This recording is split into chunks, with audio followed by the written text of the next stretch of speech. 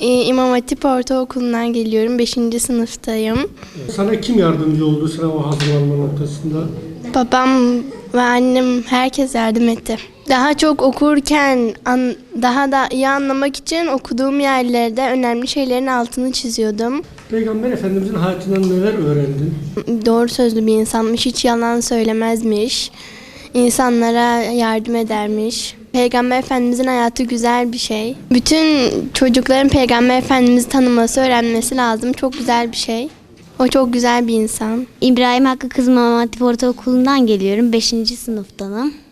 Notlar aldım. Öyle 2 defa anca bitirmiştim. Aklımda kalanları notlar aldım mesela. Sonra çalıştım işte. Yani çok merhametli birisi. Şefkatli birisi. Yalan söylemeyen birisi.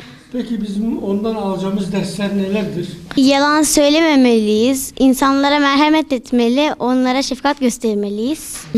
Bizim Peygamber Efendimiz'i tanımamız lazım. Onun gibi olmamız lazım. Onun kitaplarını da okumamız lazım. Eğer insanlık onu tanırsa dünya çok daha güzel olur. Kitabı okudum ben. Kitapta böyle önemli yerlerin altını çizip oradan not aldım.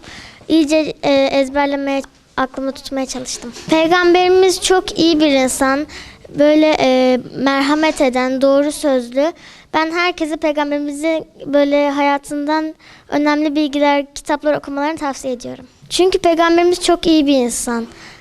Onun gibi olmamız lazım bizim de. Eğer onu öğrenirsek her şey daha güzel olur. Çok çalıştın mı? Evet.